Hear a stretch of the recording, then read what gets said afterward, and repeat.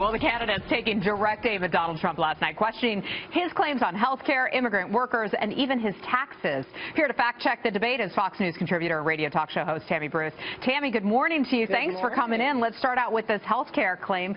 Cruz calls out Trump on that. Let's take a listen from last night. Donald, true or false, you've said the government should pay for everyone's health care? That's false.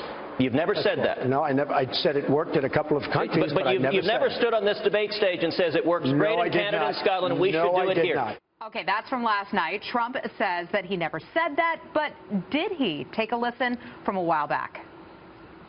Everybody's got to be covered. Universal health care. I am going to take care of everybody. Who pays for it? The government's going to pay for it. As far as single payer, it works in Canada. It works incredibly well in Scotland. Well, he's speaking highly of single payer. That's a no-no in Republican circles. Yeah. So what's the deal? What's going on here? Well, look, on one hand, Cruz said you never said on this debate stage that the government will pay. Technically, in a way, that was true. But obviously, with that clip with Scott Pelley, he was clearly stating that, look, everyone will get coverage. The government will pay for it. And he's had a history of indicating his preference for socialized medicine. There is a difference between single payer, socialized medicine, and also universal health care. Donald Trump has spoken glowingly of both, and in a book in 2000 he wrote, "As a nation we need to re-examine single-payer plan, as many individual states are doing." Yeah, well, look, the two terms can be interchangeable as well. Universal health care, we all want everyone to have health care. That just means that everybody has health care. Well, they may just have insurance, not through the federal government. We have that here because everyone can go into an emergency room and get health care. No one is waiting on the street without being able to get care. The difference is, as Mr. Trump made clear, who's going to pay for it, as Pelley asked? The government will. That is socialized health care. It's nationalized health care, and that's the kind of thing that England has, that Canada has, and I think Cuba had, and you can see how well that's worked out. Yes, certainly. I would argue that there's a problem with this, and that is that Donald Trump hasn't released a health care plan, and in the absence of a solid plan, this is what's going to happen.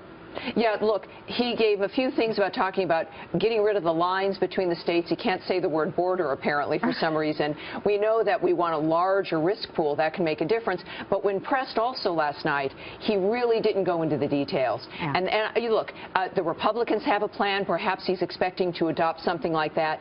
Clearly, we all know that something has to change. How Mr. Trump will change it, we're not quite sure yet. All right, let's talk about Rubio's claims that Trump has hired illegal immigrants to build Trump Towers in New York City. Listen here. He hired workers from Poland, and he had to pay $1 million or so in a judgment. That's wrong. For hiring. That's wrong. That's a fact. Totally wrong. Well, people can look it up. I'm sure people are Googling it right now. Look it up. Trump Polish workers. You'll see $1 million for hiring illegal workers on one of his projects. Yeah, he did. Looking at a preview of the general election if he gets a nomination? Yeah, look, I love the internet. You can say Google it and people can go and look. And on one hand, that was accurate and true. On the other hand, it was false. We do know that, in fact, he did, at least a contractor he hired some undocumented workers from Poland. There was a lawsuit. We don't know. There was a settlement, but it was sealed. There was one point where the lawyer for the Polish workers said that they're going to give us $1 million, but that was just a statement. So we know that he did hire the foreign workers, the undocumented workers. We do know there was a settlement, but we don't know how much. All right, let's talk taxes. Trump explains why he can't release his taxes. Listen to this. I will absolutely give my return, but I'm being audited now for 2 or 3 years, so I can't do it until the audit is finished, obviously, and I think people would understand that. Is that true, Tammy? Obviously, no, it's obviously false. There's a big difference between can't and won't. There's no legal requirement that you hold on to your taxes and hide them until an audit is finished. It's clear Mr. Trump doesn't want to for some reason, but he says it with such authority, so that clearly it's obviously false. Obviously. A good try. Tammy Bruce, thanks so much. We'll talk to you again in just a little bit. All right, Heather, over to you. Great insight. Yeah.